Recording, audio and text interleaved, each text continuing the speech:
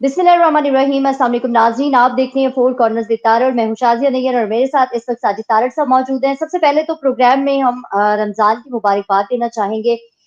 इस वक्त पाकिस्तान में रमज़ान का ऐलान हो चुका है, कल पहला रोज़ा होगा और इसके साथ साथ मैं ये भी कहना चाहूंगी कि साजिद साहब अभी रिसेंटली उम्रा करके आए हैं। साजिद साहब, आपको बहुत ज्यादा मुबारक हो उम्रे की भी।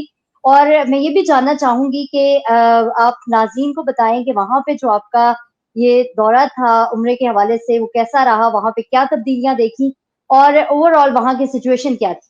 वालेकुम सलाम। Thank you Shazia. शाज़िया, सबसे पहले तो मैं बड़ा शुक्रगुजार हूं कि मैं अल्लाह ताला ने मुझे ये उम्रे की सादत बख्शी है। मेरी सबसे बड़ी ख्वाहिश ये थी, मैं पहले भी काफी दफा उम्रा कर चुका हूं, लेकिन इस दफा पर्टिकुलर जरूरत ये थी इस चीज की कि मेरी 16 साल की बच्ची है। उसको जब मैं पिछली दफा उम्रे के लिए गया था तो वो छोटी थी अभी, तो वो मुसलसल इंसिस्ट करती थी कि अब डैडी उम्रा करने के लिए जाए। मुझे याद पुरानी चीजें अभी याद नहीं है, क्योंकि वो पिछली दफा जब लेके गया तो वो छोटी थी। तो मेरी एज ए उसका as a father, as a बाप, मैं समझता हूँ मेरे लिए एक बड़ी जिम्मेदारी थी कि उसको लेके जाता। और मुझे प्राइड भी था इस चीज का कि मेरी 16 साल की बच्ची है और उसको अर्ज है जाके उम्रात करने की, देखने की और सारी जियारतें करने की। तो उस वजह से गया। दूसरा फिर ये था कि मैं हमेशा इस चीज को समझता हूँ कि मुझे अपनी स्पिरिचुअल क्लींसिंग की जरूरत थी। मुझे खुद एक था कि मैं काफी अरसा हो गया अब गया नहीं हूँ, और मैं समझता हूँ कि अल्लाह ताला की जात की बड़ी करम नवाजी है कि उसने मुझे ये शर्फ बख्शा। क्योंकि इसमें सिर्फ पैसा होना जरूरी नहीं होता, सेहत होना और आपकी आपकी वो तांग जिसको कहते हैं, आपकी अर्ज होना, ये बड़ा जरूरी है। मैं कई लोगों को जानता हूँ, दोस्तों को, जिनके जिनके ऊपर अल्लाह ताला का बड़ा फजल है, लेकिन ये कि वो जा नहीं पाते वहां पे। तो मैं समझता हूँ कि I am very thankful to God. वहां गया मैं सबसे पहले तो ये बताना चाहूंगा, सारी दुनिया के मसाइल के लिए दुआएं की हैं कि अल्लाह ताला ह्यूमन काइंड, इंसानियत के ऊपर रहम फरमाए। तुर्की के अंदर जिस तरीके से वहां पे जलजला आया, फिर उसके बाद सैलाब आया, पाकिस्तान में सैलाब, पाकिस्तान के अंदर जो जलजला आया, और दुनिया के अंदर जितने भी मुसलमान और गैर मुसलमान, सबके लिए मैंने दुआएं की हैं। और आई एम वेरी थैंकफुल कि मेरी सेहत ने इजाजत दी, मुझे मेरी एज ने इजाजत दी, और मैं वहां गया। It was a spiritual moment. बड़ा जज्बाती मौका होता है हर मुसलमान के लिए जब वो मस्जिद नबी जाता है, हजूर पाक के वहां जाके हाजिरी देता है, और जिस तरीके से फिर वो हरम शरीफ में जाता है, मक्का के सामने जब जाता है, तो बहुत बड़ा एक जज्बाती मोमेंट होता है। लेकिन ये कि मेरे लिए बहुत बड़ा एक मौका था, सारी दुनिया के लिए। मैंने आपको बताया, दोस्तों के लिए, सबके नाम ले लेके मैंने दुआएं की, सारी दुनिया के लिए दुआएं की, और इट वाज अ टची मोमेंट। लेकिन यहाँ पे एक चीज मैं यहाँ मेंशन जरूर करना चाहूंगा, जो मैंने नई चीज कि सऊदी अरेबिया तेल से हटके 2020 एक नई विजन जो है, एमबीएस साहब ने, उन्होंने एक नई विजन दी है कि 2030 तक वो अब ऑयल से हटके ट्रेड पर आएंगे। वहां पे दुबई मॉडल बनाएंगे। उन्होंने एक नई एयरलाइन का भी ऐलान कर दिया है, अल रियाज एयरलाइन, जो कि वो इत्तेहाद, एमिरेट्स और कतर के मुकाबले में लेकर आएंगे। और उसके बाद उन्होंने ट्रेड की तरफ जाने के लिए बड़े वहां पे कोशिशें शुरू कर रखी।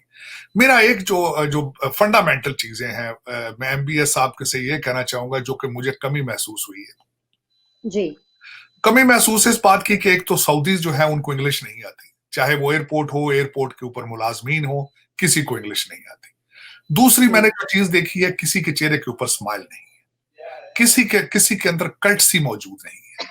चाहे वो 5 स्टार होटल हो, चाहे एयरपोर्ट हो, चाहे कोई दुकान हो, कहीं कुछ हो, लोगों के ना चेहरे पे स्माइल है, ना कस्टमर सर्विस है, ना इंग्लिश लैंग्वेज है। तो उससे इससे पहले आज तक सऊदी अरेबिया, बल्कि मैंने वहां कई लोगों के मुंह से भी सुना है कि हाजियों को और उम्रे पे आने वाले लोगों को वो सही ट्रीट नहीं करते, बल्कि अब्यूज किया जाता है। तो उसमें मजबूरी है कि हर मुसलमान ने जाना होता है उम्रे के लिए और हज के लिए, वो तो मजबूरी है। लेकिन अगर आप बिजनेस और ट्रेड की तरफ जाना चाहेंगे, टूरिज्म की तरफ जाना चाहेंगे, तो वो मजबूरी नहीं है, वो लग्जरी है। लोग एंजॉय करना आएंगे तो बदतमीजी को साथ आप उसको बदतमीजी के साथ ट्रीट नहीं कर पाएंगे। अगर आप दुबई बनना चाहते हैं तो आपको कस्टमर सर्विस देनी होगी, आपको इंग्लिश जबान सीखनी होगी। आपको, मैंने वहां पे जो मेरा कुछ तजर्बात बड़े गलत हुए एक तो तजर्बा ये था कि पूरे सऊदी अरेबिया के अंदर अमेरिकन एक्सप्रेस एक्सेप्ट नहीं किया जाता, अमेरिकन क्रेडिट कार्ड सही तरीके से काम नहीं करते। एक तो ये चीज। मेरा एक एक्सपीरियंस था, इन्होंने एक बुलेट ट्रेन बनाई है जो मदीना से मक्का जाती है 2.5 घंटे के अंदर। इन्होंने कंपीट करने की कोशिश की है कि दुनिया को बताएं, देखें ये बुलेट ट्रेन है। अब उसमें कई खामियां थी। एक तो मुझे टिकट नहीं मिलता था, अमेरिकन एक्सप्रेस तो वो लेते ही नहीं, सिर्फ वीजा मास्टर कार्ड लिया जाता है। लेकिन अमेरिकन वीजा मास्टर कार्ड जो उनकी वेबसाइट है बड़ी किसी चीप तरीके से बनाई गई है, वो एक्सेप्ट नहीं करते थे। बड़ी मुश्किल से मैंने टिकट लिया अंदर जब, और उस बड़े बड़े खूबसूरत ट्रेन स्टेशन बनाए गए ट्रेन के अंदर, लेकिन बदतमीजी का तूफान था। मैंने बिजनेस क्लास की टिकट ली जो कि इकोनॉमी से महंगी थी, लेकिन कस्टमर सर्विस नहीं थी। उसके अंदर जो मुलाजमीन थे बदतमीज तरीन थे। काफी और चीजें सर्व करते थे, लेकिन मैंने काफी का कप मंगाया तो उसने कहा जी काफी खत्म हो चुकी है। और मैंने जब उसको कंपेयर किया अमेरिका और यूरोपियन ट्रेन के साथ, तो वो मुझे वो एप्पल टू ऑरेंजेस, जीरो। तो मेरा उसमें ये एक्सपीरियंस है कि आप मजहबी तौर पर तो हमें चाहे ब्लैकमेल कर लें, हमने जाना ही होता है वहां पे। मैं पहले भी कई दफा कहता था, हमारे मुसलमानों की मजबूरी है, हमने हज और उमरा करने जाना है, हम शौक से नहीं वहां जाते। लेकिन अगर आप हमें शौक से बुलाना चाहते हैं, 2030 तक टूरिज्म पे आप रिलाई करना चाहते हैं, तो खुदारा लोगों को इंग्लिश सिखा लें और उन्हें कहें कि कर्टियस हो जाए और स्माइल दें। वरना सिर्फ मुसलमान ही जाएंगे मेरी तरह के, जो उमरा और हज करने जाएंगे। दूसरे लोग वहां एमबीएस साहब नहीं आएंगे। उनको करने के लिए, उनको बुलाने के लिए कई और चीजों की जरूरत है। अच्छा साजिद साहब, सऊदी अरब की बात तो हो ही रही है, उनके रवैये के हवाले से भी बात हुई। एक जो बहुत अहम डेवलपमेंट हुई काफी अरसे के बाद, सऊदी और ईरान के जो ताल्लुकात हैं वो वापस ट्रैक पे आ रहे हैं, दोनों के दरमियान दोस्ती हो रही है। और ये भी देखा गया है कि इस दोस्ती कराने में चाइना ने बहुत बड़ा रोल प्ले किया है और अमेरिका ने इसका खैर मकदम भी किया है। तो मैं ये जानना चाहूंगी इस हवाले से आपकी क्या राय है, और साथ साथ ये भी जानना चाहूंगी कि पाकिस्तान और भारत, ये भी दोनों हमसाया मुमालिक हैं, लेकिन दोनों की 75 साल से दुश्मनी चलती आ रही है। दोनों एक दूसरे को बर्दाश्त नहीं करते हैं। तो इन दोनों के ताल्लुकात के लिए भी आपको लगता है कि कोई बैनुल अक़वामी जो कम्युनिटी है वो अपना कोई रोल प्ले करेगी, वो सामने आएंगे इन दोनों के ताल्लुकात को बहाल कराने में? देखें शाजिया, ये बड़ा अच्छा आपने क्वेश्चन किया है। मैं यहाँ पे ये बताना चाहूंगा, सऊदी अरेबिया और ईरान का जो इख्तलाफ है वो 632 एडी से शुरू था, हजारों सालों से। जब ईरान को फतह किया गया था और उसके बाद यहाँ से 2 शहजादियां जो थी उनको ले जाके उनकी शादियां की गई थी सऊदी अरेबिया के अंदर, उस अरसे से इनके इख्तलाफात चल रहे हैं आपस में। और मैं समझता हूँ इसमें जो राइजिंग स्टार है, जो राइजिंग हीरो उभर के सामने आ रहा है, वो चाइना है। अब मैं यहाँ ये बताना चाहूंगा कि सऊदी अरेबिया ने जब, अगर चाइनीज कैंप में गया है, एक मिसाल अगर देखे जो जिस तरीके दुनिया इसको देख रही है, तो अमेरिका का सबसे बड़ा लॉस है इसमें। अगर सऊदी अरेबिया चला गया तो इसका मतलब ये है कि मिडल ईस्ट जो है वो अमेरिका के हाथों से निकल चुका है, निकलता नजर आ रहा है। तो उसमें अब दूसरा उसके बाद जो इस वक्त जो सबसे बड़ी चीज सामने आ रही है कि वही चाइना, आज आखिरी दिन है मिस्टर शीपिंग का, रूस के दौरे पर है मॉस्को में। अब वो यूक्रेन की वहां पे सालसी की कोशिश कर रहे हैं। ये दर हकीकत सबसे ज्यादा जो इसमें अगर नजर आता है तो इसमें अमेरिका लूजर नजर आ रहा है, क्योंकि और चाइना और ग्रो कर रहा है। और जिस तरीके से वो चाइना इस वक्त मिडिल ईस्ट के अंदर उन्होंने अपने पंजे गाड़ लिए हैं, उसमें अमेरिका की फेल्योर है, अमेरिका की फॉरेन पॉलिसी की फेल्योर। दूसरा, अगर इस तनाजुर के साथ देखा जाए तो भारत और पाकिस्तान की तो आपस में एक दूसरे के साथ रिलेशनशिप या इस तरह की दुश्मनी इतनी पुरानी है नहीं है। आप कह रही हैं कि 76 साल, इसका थोड़ा सा बैकग्राउंड ये है, पाकिस्तान के साथ नहीं है, बल्कि ये पाकिस्तान के साथ नफरतें या चीजें शुरू हुई जब से फॉरेन इन्वेडर यहाँ पे आए, चाहे वो ईरानी शक्ल में आए, चाहे वो अफगानी शक्ल में आए, चाहे वो टर्किश शक्ल में आए। उन्होंने जब यहाँ पे आके कब्जा किया मिडिल यूनाइटेड भारत के, वहीं से तहफुजात हैं, वहीं से सारी चीजें जो है वो नजर आ रही हैं। उसको उनके असरात कम करने के लिए टाइम लगेगा, और लेकिन आगाज कहीं ना कहीं से उसका होना चाहिए, जो अभी नहीं हो रहा। उसकी वजह यह है, दोनों साइडों पे, दोनों ममालिक के अंदर नफरतों के ऊपर सियासत की जाती है, नफरतों के ऊपर सियासत है। पाकिस्तान वाली साइड डिफेंस है, क्योंकि पाकिस्तान में सियासत नहीं है, जमहूरियत नहीं है। पाकिस्तान के अंदर जो कुछ भी इस वक्त टूटी फूटी जमहूरियत है वो एस्टेब्लिशमेंट की पैदावार है, और एस्टेब्लिशमेंट को जरूरत थी डिफेंस बजट की, और डिफेंस बजट के लिए जरूरत थी कि नफरत हो, नफरत बना के रखी जाए। दूसरी साइड पे इलेक्शन है, वो दूसरी साइड की जो पार्टी है उन्होंने मेजॉरिटी, क्योंकि मेजॉरिटी पॉपुलेशन इस हिंदू पॉपुलेशन, तो उन्होंने एक नया फार्मूला वहां पे अडॉप्ट किया कि मेजॉरिटी में से मेजॉरिटी के वोट लेने हैं, और मेजॉरिटी से मेजॉरिटी के वोट इसलिए लिए जा सकते थे कश्मीर का मुद्दा जो है उसको ताजा करके रखा जाए, मुसलमानों को वहां पे मुसलमानों को इस्लाम के खिलाफ नफरत फैलाई जाए ताकि मेजॉरिटी मजहब कार्ड खेला जाए पूरा पूरा।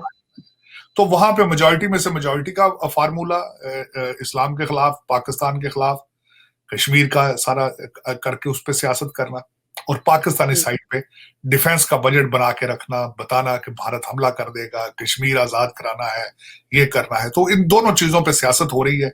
ये जब तक दोनों साइडें इस चीज पे नहीं सोचेंगे, नेशनल इंटरेस्ट पे नहीं सोचेंगे, तब तक नहीं होगा। अब पाकिस्तान का सर्वाइवल का इशू है इस वक्त, तजारत मजबूरी है पाकिस्तान की, अगर कुछ सोचे तो तजारत भारत के साथ करें, ये तो फिर उस पर सोचें, लेकिन नेशनल इंटरेस्ट।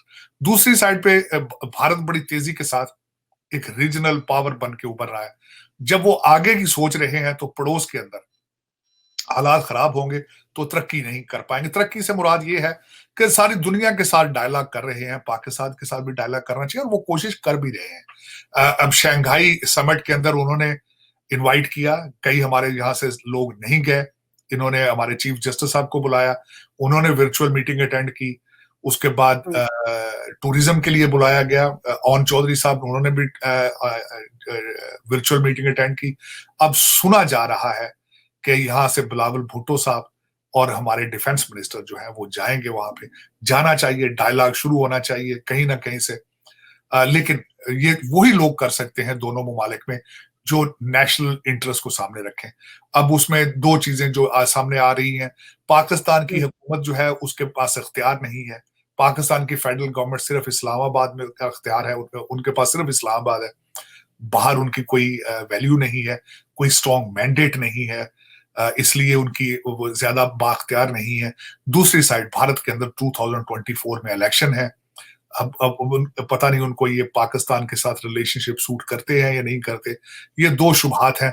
पाकिस्तान वाली साइड हुकूमत जो है वो बेख्तियार है, दूसरी साइड पे 2024 इलेक्शन है। अब देखें कि ये किस मोड़ पे जाते हैं दोनों ममालिक, लेकिन ये कि जरूरत है भारत को आगे बढ़ने के लिए, रीजनल पावर बनने के लिए उनको जरूरत है कि पाकिस्तान के साथ अच्छे रिलेशनशिप रखें। पाकिस्तान को सर्वाइवल का इशू है इस वक्त। पाकिस्तान इस वक्त ना ऑफेंसिव पोजीशन में है ना डिफेंसिव पोजीशन में है, बैंकरप्ट ऑलमोस्ट हो चुका है पाकिस्तान, सोसाइटी कोलैप्स कर रही है, अदालतें खत्म हो चुकी हैं, फौज बदनाम तरीन की जा रही है। इस वक्त भी अफसोस के साथ कि हमारे आर्मी चीफ साहब जो है उनके खिलाफ एक पूरी कैंपेन चल रही है इस वक्त। जो जितने वो लौंडे लपाड़े हैं वो लिख रहे हैं कि is a retired army general, is a retired army general. शर्मिंदगी, इस तरह होना नहीं चाहिए था। लंदन के अंदर अगले दिन जो एहतजाज उन्होंने बैनर उठाए आर्मी चीफ के खिलाफ, मैं समझता हूँ ये कोई मौजू नहीं था, क्योंकि पाकिस्तान के अंदर इस वक्त फौज एक वाहिद अदारा रह चुका है जो एक फेडरेशन की अलामत है। इसमें बिल्कुल कोई शक नहीं है कि माजी के अंदर वो पॉलिटिकल इंजीनियरिंग करते रहे हैं। बाजवा साहब के रंग बिरंगे इंटरव्यू आ रहे हैं, मेरे ख्याल में उनको खामोश होना चाहिए, नहीं करना चाहिए। वो अगले दिन उन्होंने मेथला साहब के साथ बैठे हैं, पता नहीं वो बैठे हैं या नहीं बैठे, उन्होंने तो डिनाई किया, लेकिन जावेद चौधरी साहब के साथ या दूसरे लोगों के साथ वो बैठ के, क्योंकि मेरा ख्याल में बाजवा साहब को शौक है सियासत में आने का, सियासत में रहने का, खबरों में रहने का, तो वो इस तरह की चीजें पूरी किताबें लिखवा देते हैं जर्नलिस्टों को। मेरे ख्याल में ये मौजू नहीं है एक रिटायर आर्मी जनरल जो कितना कंट्रोवर्सल रह चुका हो। 2018 के इलेक्शन जो है वो ये कौम नहीं भूल सकेगी बड़े लंबे अरसे तक। लेकिन ये कि अफसोस के साथ कहूंगा कि फौज का अदारा फौज में ही रहना चाहिए। जिस तरीके से वो मुकम्मल माजी के अंदर जिस तरीके से पॉलिटिकल इंजीनियरिंग करते रहे हैं, इस वक्त नफरतें और कदूरतें बहुत बढ़ चुकी हैं। अच्छा साजिद साहब, यूक्रेन के हवाले से आपने बात की, मैं जानना चाहूंगी कि पाकिस्तान और यूक्रेन के ताल्लुकात के हवाले से आपकी क्या राय है? देखिए, इस वक्त एक बड़ी जो मैं नई एक चीज मैंने आजकल मैं देख रहा हूँ, मैं पढ़ रहा था। अब पाकिस्तान इस वक्त क्योंकि डेस्परेट है, पाकिस्तान डेस्परेट इसलिए है कि आईएमएफ लोन नहीं दे रहा, वो नई नई शराइत रख रहा है। पहले पिछले दिनों उन्होंने आईएमएफ ने एक नई शर्त रखी थी कि आपको जो दूसरे ब्रादर इस्लामिक कंट्रीज ने जो आपसे वादे किए हैं उनसे रिटर्न लेकर आए। फिर उन्होंने कहा आपका ये अभी तक इसके बारे में कोई खुल के तो नहीं खबर आई कि जो पाकिस्तान मिसाइल के अपने लॉन्ग रेंज मिसाइल के जो तजर्बे कर रहा था, उन्होंने कहा था कि इसको बंद किया जाए। फिर नई खबर आई, आईएमएफ ने कहा कि जो आप सब्सिडी दे रहे हैं मोटरसाइकिलों के लिए, पेट्रोल की या दूसरे लोगों के लिए, उसमें हमें एतमाद में नहीं लिया गया। ये सारी चीजें सामने थी, जो कि मैं अभी थोड़ी देर में ये भी बताना चाहूंगा कि मैं आईएमएफ के पैकेज, आईएमएफ के लोन के हक में ही नहीं हूं, क्योंकि मेरे ख्याल में पाकिस्तान को आईएमएफ के पैसों की जरूरत ही नहीं है।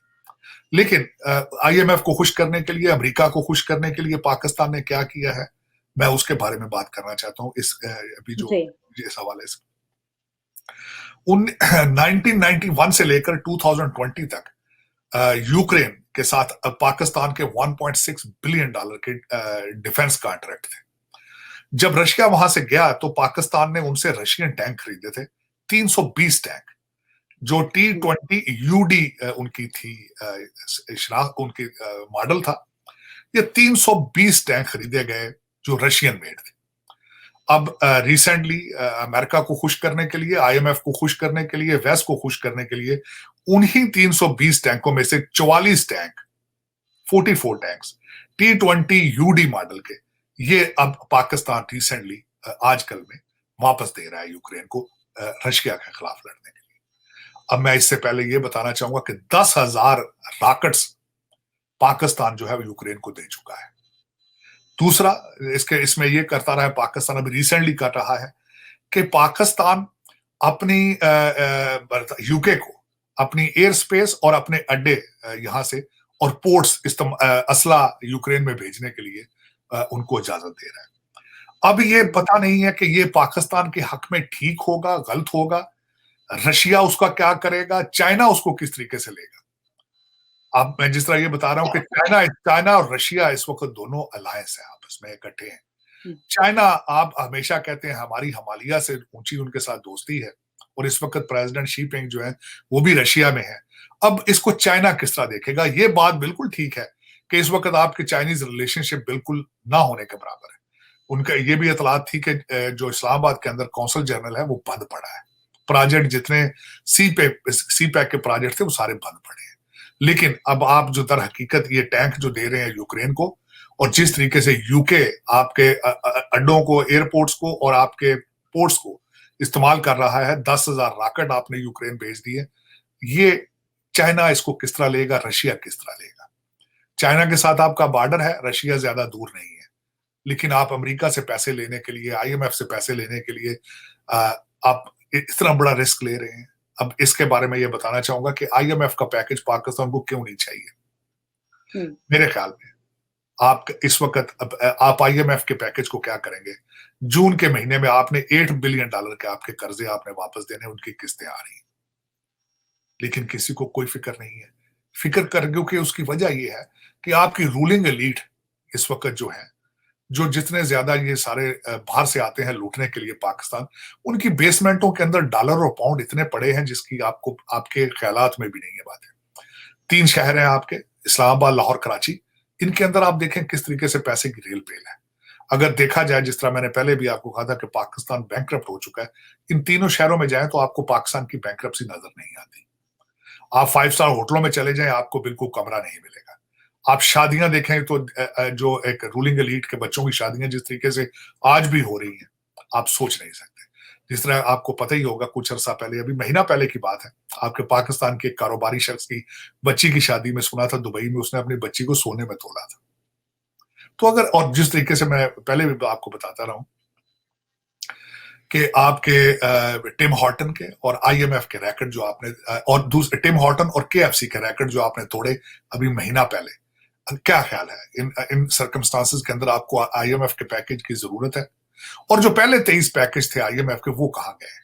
अगर आईएमएफ का ये पैकेज आएगा तो आपका क्या ख्याल है, वो पाकिस्तान में आएगा, पहुंचेगा? मेरा ख्याल है नहीं।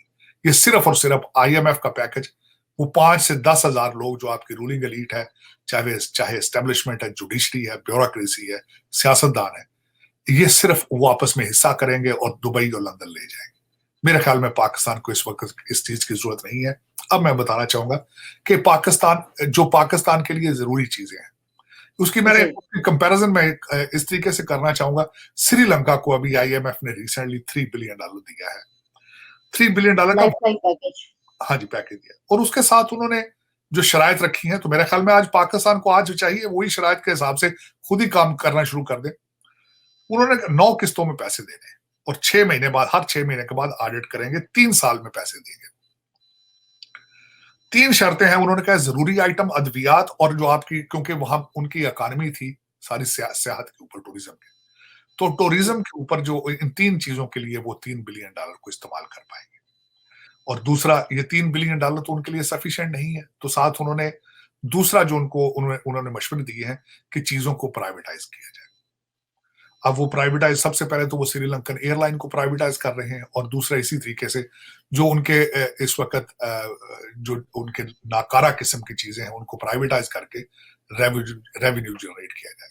पाकिस्तान को भी चाहिए कि वो इसी तरीके से पहले स्टेप लेकर, और लिए जा सकते हैं अगर करप्शन उसमें, अगर आपकी इंटेंशन ना हो। पीआईए आपके खसारे में जा रही है, रेलवे आपका खसारे में है, स्टील मिल खसारे में है, और कई ऐसे इंस्टीट्यूशन हैं जो खसारे में है। अगर आप ट्रांसपेरेंसी, कौम के सामने बिडिंग करके, उनको प्राइवेटाइज करके अगर पैसे जनरेट किए जा सकते हो तो किए जाना चाहिए। लेकिन उसमें सबसे ज्यादा डाउट जो है, ये अपने रिश्तेदारों को, अपने अपने फ्रंट मैनों के जरिए खा पी जाएंगे, क्योंकि इस वक्त पाकिस्तान के अंदर करप्शन का बाजार बहुत सख्ती के साथ चल रहा है। रिश्वत के रेट उड़ाए जा रहे हैं, क्योंकि रेट ऑफ गवर्नमेंट नहीं है, किसी का कोई कंट्रोल नहीं है। अदालतों के हालात आप देख लें, जिस तरीके से खान साहब अदालत जाते हैं तो किस तरह जाते हैं, उनकी हाजिरी लगाई जाती है तो किस तरह लगाई जाती है, किस तरीके से उन्होंने अल-ऐलान कहा है कि मुझे अदालतों में बुला के ये मार देंगे। इसका मतलब है जजेस भी इन्वॉल्व हैं इन सब चीजों में। लेकिन हर चीज के अंदर उबहम है, और इस वक्त पाकिस्तान को एक एक सख्त डिसीजन मेकर चाहिए।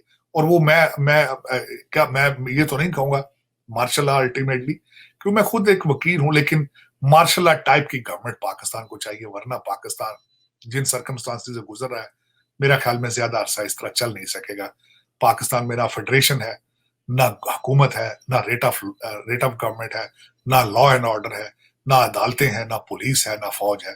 इस वक्त पता नहीं आपको कौन चला रहा है, सिर्फ आप खुदा के आसरे पे चल रहे हैं। और पहले भी मैं समझता हूँ कि 76 साल भी इसी तरह के थे, लेकिन इस वक्त मैंने इस तरह का दौर आज तक नहीं देखा। और इतना अरसा जब भी इस तरह के हालात आते रहे हैं तो चेंज आती रही है फौरन, किसी ना किसी फॉर्म और शेप में।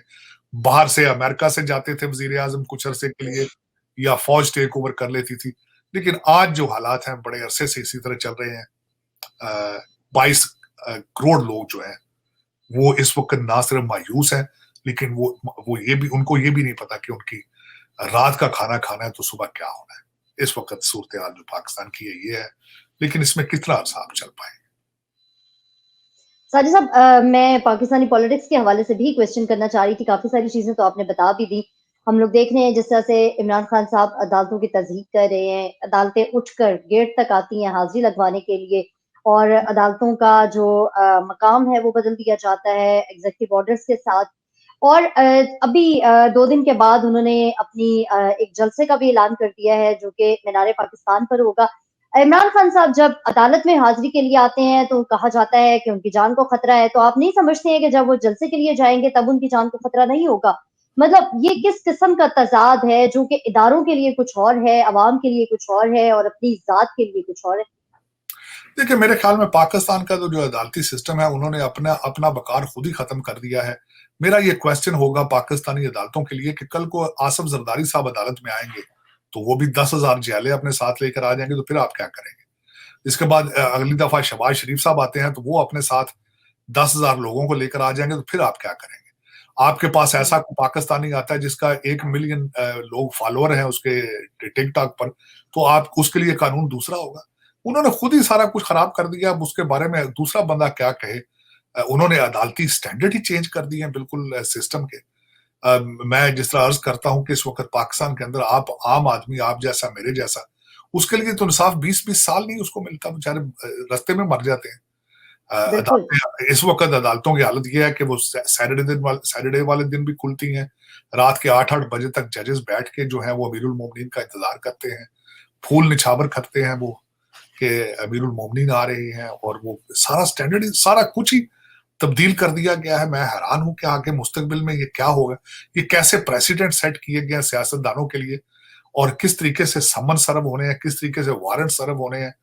क्योंकि मैं खुद कानून का तालिब इल्म हूँ, मैं आज तक इस तरह की ना कानून देखा है, ना आइन देखा इस तरह का, ना इस तरह के मैंने हालात देखे हैं। ये ऐसे मुल्क में ही हो सकते हैं जिसकी तबाही लिखी जा चुकी हो।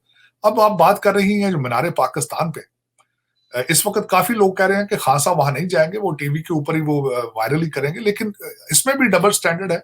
हर चीज़ के लिए डबल स्टैंडर्ड मौजूद है कि खान साहब मुसलसल जो है वो पहले मैं उसकी मिसाल देना चाहता हूँ कि खान साहब ने एक दफ़ा कहा है कि मैं जब निकलने लगे कहते हैं मेरे जी कारकुनों ने मुझे रोक लिया था कि तुम्हें मार देंगे।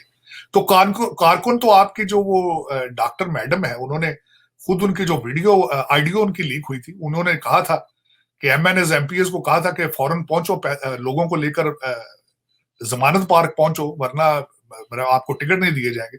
पहले आप कारकुनों को बुलाते हैं फिर उनको ढाल के तौर पे इस्तेमाल करते हैं। कैसा कंट्राडिक्शन है। लेकिन ये कि कौम इस वक्त जो है उनकी आंखों पे पट्टी बन चुकी है, कान उनके बंद है। मैंने कल एक ट्वीट की थी, मैंने उसके उसके हवाले से बताना चाहूंगा कि मैं ट्वीट पढ़ रहा था कि रोल्स रॉयस गाड़ी जो है, जो गाड़ियां बनाती है, जहाजों के इंजन बनाते हैं, वो तजर्बाती तौर पर चांद के ऊपर एटॉमिक रिएक्टर बनाना चाहते हैं ताकि वहां पे जिंदगी को प्रोलॉन्ग बनाया जा सके। लेकिन एक तरफ Rolls Royce is a British company, उसी ब्रिटेन स्कूलों का पढ़ा हुआ ऑक्सफोर्ड का ग्रेजुएट आके पाकिस्तानी बच्चों को कह रहा है जिहाद करो, बाहर निकलो, ये सियासत नहीं जिहाद है। अपने बच्चे लंदन में बैठे हैं, अपने बच्चे लंदन के स्कूलों में पढ़ रहे हैं और आपके बच्चों को वो आग में डालना चाहता है। किस किस्म का जिहाद, किसके खिलाफ जिहाद? मेरी समझ से बाहर है। तो आप सोचें कि वो कहता है मैं मोदी के साथ बैठ जाऊंगा लेकिन मैं शहबाज शरीफ के साथ नहीं बैठूंगा, मैं नवाज शरीफ के साथ नहीं बैठूंगा। ये कैसा तजाद है? मेरा मकसद है कि इसमें पाकिस्तान की, और फिर बार बार ये कहते हैं मैं अपने लोगों को मरने नहीं दूंगा, मैं जेल चला जाऊंगा, फिर कहते हैं मैं जेल जाऊंगा तो मैं मारा जाऊंगा। एक अजीब सी चीजें हैं। लेकिन ये कि जब कौमें खुद ही ना सोच रही, आपका क्या ख्याल है जो बच्चे इस वक्त जमान पार्क बैठी हैं, जो बच्चियां हैं, बल्कि कई ऑडियो आई हैं कि वहां टेंटों में क्या हो रहा है, क्या क्या हो रहा है सारा कुछ। ये एक मुझे कुछ समझ नहीं आ रही कि इस वक्त पाकिस्तान की डायरेक्शन क्या है। लेकिन डायरेक्शन तो मुझे 76 साल से ही नहीं समझ आ रही इसकी। लेकिन अब आप एक बिल्कुल ऐसे पॉइंट पे पहुंच चुके हैं कि जहां आगे कहते हैं आगे खाई है पीछे घड़ा है, कोई आपके ना मुआशियत है आपके पास। लोग पैदल चल चल के टर्की पहुंच रहे हैं, लोग पैदल चल चल के किश्तियों में डूब रहे हैं बेचारे ग्रीस और इटली पहुंचने के लिए। और दूसरा ये कि और आपके इस वक्त लोग जो हैं वो उनकी डायरेक्शन कुछ और। हर शाम को मुर्गियों की लड़ाइयां होती हैं टीवी चैनलों पर, जिस तरह मुर्गों की लड़ाइयां होती हैं इसी तरीके से वो एंकर एक का माइक थोड़ा कम कर देते हैं, दूसरे का ऊंचा कर देते हैं। सारा दिन इस वक्त आप ये देखें कोई एंटरटेनमेंट के लिए कुछ चीज चल रही है? कोई नहीं चल रही। कोई गाने, कोई ड्रामे, कुछ भी नहीं चल रहा। स्वाय लड़ाइयों के, झगड़ों के, और कुछ भी नहीं। कंट्री सीरियसली डिवाइडेड है 3-4 ग्रुपों में, और किसी के पास कोई हौसला नहीं है एक दूसरे के साथ बैठ के डिसाइड करने के लिए कि हमने फ्यूचर में करना क्या है। लेकिन इसके ऊपर अफसोस ही किया जा सकता है कि आपके आसपास लोग किस तरीके से तरक्की कर रहे हैं। आप बांग्लादेश को देख लें, आप अफगानिस्तान को ही देख लें कि वो किस तरीके से तरक्की कर रहा है। आपके सारे डॉलर सक करके वो ले गए हैं। आप कहते हैं हमें आईएमएफ से डॉलर चाहिए। आप अपने बॉर्डरों से डॉलर नहीं रोक सके, आपको तो डॉलर चाहिए ही नहीं। जो कंट्री ये सलाहियत ना रखता हो कि अपने बॉर्डरों के ऊपर सख्ती कर सके, तो वो फ्यूचर आप आईएमएफ से डॉलर क्यों मांग रहे हैं? अब बिल्कुल मेरा उस पे फिर ये मेरा बयानिया ठीक होगा कि वो डॉलर सिर्फ आप लंदन के लिए मांग रहे हैं, आप पाकिस्तान के लिए तो मांग ही नहीं रहे वो, क्योंकि वो पाकिस्तान तो डॉलर जाएंगे ही नहीं वो। तो तर हकीकत अगर देखा जाए इस वक्त पाकिस्तान, अब मैं अगली एक इसके साथ बात ऐड करना चाहूंगा बल्कि इसी जी। बयानिया के साथ। पहले एक साइफर लहराया गया कि अमेरिका ने मेरी हुकूमत गिराई है। आज अमेरिका के अंदर वॉशिंगटन डीसी में आप मुजाहरे कर रहे हैं व्हाइट हाउस के साथ कि हमें साजिद बचाया। साहब, अब अगर अमेरिका की बात आई गई है तो एक छोटी सी चीज मैं भी बीच में ऐड करना चाहूंगी, मैं चाहूंगी उसके ऊपर भी आप रोशनी डालिए कि बयानिया वही था कि अमेरिका ने हमारे खिलाफ साजिश की, उसके बाद बयानिया बदल भी गया, लेकिन हमने ये भी देखा है कि यूनाइटेड नेशंस की तरफ से भी और अब ज़ल्मे खलीलज़ाद साहब जो हैं उनकी तरफ से भी इमरान खान के ऊपर बहुत कंसर्न शो किया जा रहा है और बार-बार ट्वीट्स किए जा रहे हैं और बातें भी की जा रही हैं, बयानात भी दिए जा रहे हैं कि इमरान खान साहब के साथ अगर कुछ होता है तो पाकिस्तान के हवाले से हम सोचेंगे। मतलब ये क्या चीज़ है? ये चीज़ है $30,000 महीने का। इस वक़्त खान साहब जो $30,000 महीने का लॉबी फर्म को वाशिंगटन डीसी में दे रहे हैं, वो काम कर रहा है। वो $30,000 हलाल कर रहे हैं। आपने सिर्फ ज़िल्मे खलीलज़ाद की बात की है, उसके साथ 2 कांग्रेसमैन और ऐड कर लें। उसमें एक ब्रैड शर्मन और जैकी रोजन, ये 2 हैं, उन्होंने भी ट्वीट की है। अगर $30,000 महीने को किसी को दिए जाए तो उसके रिजल्ट में ये आता है। लेकिन तजाद ये है कि आप उस कौम में, उस कंट्री के अंदर लॉबी कर रहे हैं, आप उस कंट्री के व्हाइट हाउस के सामने मुजाहरा कर रहे हैं, आज आप हमें बचाया जाए, लेकिन आज से 6 महीने पहले आपने उसी का साइफर निकाल के जलसे में बताया था कि इन्होंने ये मुझे निकाला है।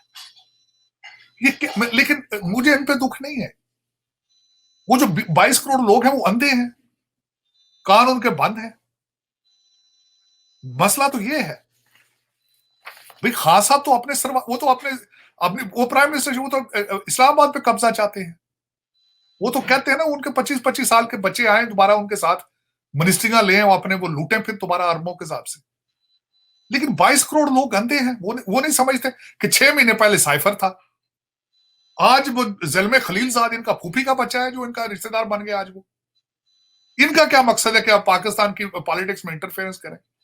और यहाँ के डोनाल्ड सेनेटर, ब्लूम के साथ में मुलाकातें चल रही है। मुझे पता है, वो जाके पाकिस्तान उन्होंने मुलाकात की थी, इनसे भी की थी, आर्मी चीफ से भी की थी, बाजवा साहब से भी उन्होंने। और उन्हीं पे इल्जाम था कि पीटीआई की गवर्नमेंट गिराने में उनका बहुत बड़ा हाथ था। हाँ, अमेरिकन के ऊपर ही उनके सब। और मैं सबसे बड़ी बात बताना चाहता हूँ कि ज़िल्मे खलीलज़ाद यहाँ पे खुद रिफ्यूजी आए हैं। 1969 में पॉलिटिकल साइंस की डिग्री उन्होंने शिकागो से ली और 1985 से स्टेट डिपार्टमेंट में काम कर रहे हैं और सीआईए के साथ बड़े करीबी उनके रिलेशनशिप है। और आज वही इमरान खान को बचाना चाह रहे हैं और इमरान खान कहता है कि इन्होंने मुझे निकाला है। लेकिन इनको तो $30,000 महीने का मिल रहा है, तभी अगले ट्वीट कर रहे हैं। लेकिन 22 करोड़ लोग गंदे हो चुके हैं। मुझे तो उनके अकल पे जो है वो शक होता है कि वो उनके हालात क्या है। तो अंधे आंखों से वो उन्हें नजर नहीं आ रहा कि ये बंदा क्या कर रहा है हमारे साथ, इसकी इंटेंशंस क्या है। लेकिन ये कि वो देखे ना, पाकिस्तान में कहते हैं वही चूरन बेचा जाता है जो बिकता है, वही बेच रहे हैं वो। पहले उन्होंने तहरीक इंसाफ नाम रखा, इंसाफ, उन्हें पता था या सोसाइटी में इंसाफ नहीं मिलता तो उन्होंने इंसाफ पिक किया। फिर उन्होंने नया पाकिस्तान, उन्होंने कहा जी नया बनाते हैं पाकिस्तान, अगला गिरा के नया बनाएंगे। लेकिन वो भी नहीं बिका जब उन्होंने, तो फौरन उन्होंने कहीं से उन्होंने मशवरा दिया गया इसी की तरह की लॉबी फर्म ने कि जी इस्लामिक कार्ड खेलें आप। फिर उन्होंने फौरन नया रियासत मदीना का खेल लिया, अमल बिन मारूफ है, हाथ में तस्बीह है। देखें, और इस वक्त ज़िल्मे खलीलज़ाद और ब्रैड शर्मन और जैकी रोजन इस वक्त उनके डिफेंस में निकल आए हैं और व्हाइट हाउस के सामने जलसा किया है, जुलूस निकाला है कि हमें बचाएं, हमें हुकूमत में वापस लेकर आए। आज वो किधर गया है डोनाल्ड लू, आज उसका मरासला किधर गया? यही तजाद है। लेकिन इस वक्त आरजू अगर शाजिया देखा जाए तो यही पाकिस्तान के मसाइल। पहले हमारा एक आदमी आया था, रोटी कपड़ा मकान दे गया, आज तक नहीं वो मिला रोटी कपड़ा मकान से। आज फिर पहले आपने अपने पनामा से अकामा तक सारी वारदात डाली, फिर उसके बाद किस तरीके से खूबसूरती के साथ किया। लेकिन ये कि दुख है, हमारा कोई मुस्तकबिल नहीं है, क्योंकि उसकी वजह यह है ना हम अच्छे मुसलमान हैं, ना अच्छे पाकिस्तानी हैं।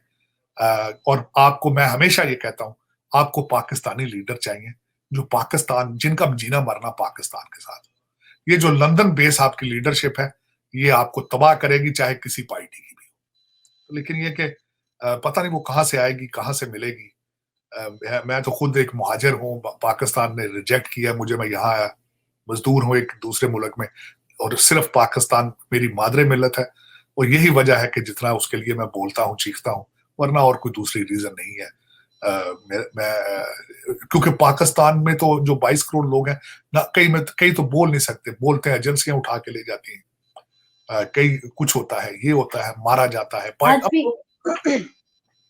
सिद्दीक जान वाला वाक़या आपके सामने है और आज 2 रोज़ कबल की बात है कि हमारी एक फीमेल एंकर हैं तंजीला मज़हर, उनके खिलाफ भी ट्रोलिंग करवाई गई है पीटीआई की तरफ से, क्योंकि उन्होंने कुछ तस्वीर शेयर की थी कि जो लोग पहले टीटीपी के साथ एफिलिएट थे, गिरफ्तार थे, उसके बाद जब उनको रिहा किया गया तो उन्होंने पीटीआई ज्वाइन कर ली और पीटीआई में मतलब वो काम कर रहे हैं, पीटीआई के लिए काम कर रहे हैं। तो इस तरह की कोई उन्होंने ट्वीट की थी जिसके ऊपर इमरान खान साहब के जो भांजे हैं हसान न्याजी साहब, उन्होंने काफी उनको ट्विटर के ऊपर उनके पीछे एक ब्रिगेड लगाई हुई है और काफी धमकियां और इस तरह की चीजें भी चल रही हैं। तो सहाफी जो है वो तो डायरेक्टली जेरे अताब आ जाते हैं, अगर वो कोई बात करते हैं, बोलते हैं, सवाल पूछते हैं, उनके लिए तो बहुत मुश्किल होता जा रहा है। नहीं, उसमें शाज़िया मेरी थोड़ी-सी उसमें ओपिनियन थोड़ी डिफरेंट है। जी। मेरे ख्याल में सहाफ़ी और सियासी वर्कर में फ़र्क होना चाहिए। आप सिद्दीक जान साहब की बात कर रही हैं, वो सहाफ़ी नहीं है, सियासी वर्कर है। उनकी कई वीडियोज़ और ऑडियो आ चुकी हैं, कई वीडियोज़ आ चुकी हैं जब वो मुसलसल एक छत के ऊपर शेलिंग जहाँ हो रही है, वहाँ वो गिलगित-बिल्तिस्तान से जो सिपाही एक शेल फेंक रहा था, वो एक पॉलिटिकल मूवमेंट का हिस्सा थे। सहाफ़ी का क्या काम है कि वो जाके एक तो वो साइड ले और दूसरा सियासत में मेरे ख्याल में यही एक बड़ा सबसे बड़ा डिफरेंस है। सहाफ़ी न्यूट्रल होना चाहिए। उसको देखें, अगर देखा जाए तो सहाफ़त क्या है कि दोनों साइडों की ओपिनियन देनी चाहिए और उसके बाद फैसला देखने और सुनने और पढ़ने वाले पे छोड़ देना चाहिए कि वो अपनी हुँ, अपनी अपनी खुद वो डिसीजन ले। ये हुँ, जो जलसों के अंदर एक साइडेड करते हैं, सिद्दीक जान साहब, मैं उनकी अरेस्ट को प्रमोट नहीं कर रहा हूं, बल्कि गलत हुआ है उनके साथ। अगर उनका कोई कसूर नहीं है तो उनको नहीं पकड़ना चाहिए था, लेकिन वो सहाफ़ी नहीं है, वो एक पीटीआई के वर्कर है। इस तरह कई और भी जर्नलिस्ट ऐसे हैं जो प्रिटेंड करते हैं कि वो सहाफ़ी हैं, लेकिन वो सहाफ़ी नहीं है, वो पीटीआई के वर्कर है। और इसी तरीके से अगर कोई नून लीग के साथ भी सपोर्टर है उनका, तो वो उनका वो वर्कर है, सियासी वर्कर है, सहाफ़ी नहीं है। सहाफ़ी का काम होता है कि न्यूट्रल ओपिनियन अपनी दे। वो अपनी ओपिनियन ना ठोसे अपने पढ़ने और देखने वालों के। तो इस वक़्त अगर देखा जाए, तो कई लोगों को पकड़ा जा रहा है, वो सिर्फ़ सिद्दीक जान साहब नहीं है। कई लोगों को उन्होंने पकड़ा है, अब देखें वो किस तरीके से जस्टिफाई करते हैं। जिस तरीके से मैं देख रहा था कि इस वक़्त गवर्नमेंट की अमलाक को जलाया गया, लोगों की गाड़ी तकरीबन 70 के करीब जो आपके पुलिस वाले हैं, वो लाहौर में ज़ख्मी पड़े हैं और इतने ही जी, बिल्कुल। इस्लामाबाद में ज़ख्मी पड़े हैं। तो ज़ाहिर है जो लोगों ने उनको तशद्दुद उन पे किया है, जुडिशियल कॉम्प्लेक्स तोड़ा है, पुलिस की गाड़ियाँ जलाई हैं, ज़ाहिर है उनके ऊपर रियासत जो है उसने कुछ ना कुछ तो करना था। हालाँकि मेरे ख्याल में रियासत इतनी कमज़ोर हो चुकी है, जो इसके हालात ही मैंने माज़ी में नहीं देखा कि इतनी कमज़ोर हो चुकी हो। लेकिन ये कि फिर भी उन्होंने जो कोई एक्शन रिएक्शन कर रहे हैं, उस पे मैं क्या कह सकता हूँ। मेरे नज़र में तो जो कुछ भी हो रहा है पाकिस्तान में गलत हो रहा है।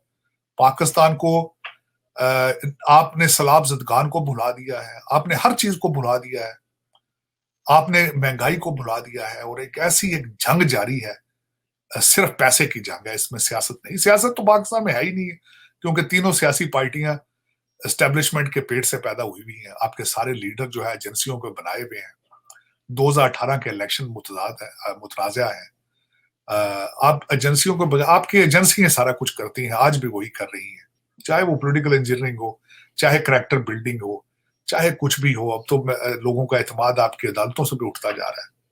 तो देखें पाकिस्तान किस डायरेक्शन पे जाता है, रियासत क्या करती है। आप ये देखें, जो इससे बड़ा ज़ुल्म क्या होगा कि आपकी पुलिस ने पुलिस के ऊपर बंदूकें तान ली ज़मान पार्क में।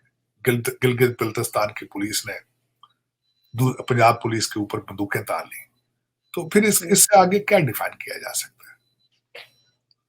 बहुत शुक्रिया साजिद साहब, प्रोग्राम का वक़्त ख़त्म हुआ चाहता है। अगले प्रोग्राम तक के लिए हमें मुझे और साजिद साहब को इजाज़त दीजिए। अपना बहुत ख़्याल रखिएगा और अपना फ़ीडबैक हमें देना मत भूलिएगा फ़ेसबुक और यूट्यूब पे, दोनों पे। और अगर कोई आप सवाल पूछना चाहें साजिद साहब से तो ज़रूर पूछ सकते हैं और वो बड़े खुले दिल से उसका जवाब देते हैं। अक्सर हमारे व्यूअर्स जो हैं वो हमसे पूछ रहे होते हैं, कुछ इंटरनेशनल रिलेशंस के ऊपर और कुछ पाकिस्तान की सियासत के हवाले से भी। तो आप भी पूछिएगा, हम आपका सवाल का जो है वो जवाब ज़रूर देंगे। मुझे और साजिद साहब को इजाज़त दीजिए। अल्लाह हाफ़िज़। पाकिस्तान जिंदाबाद।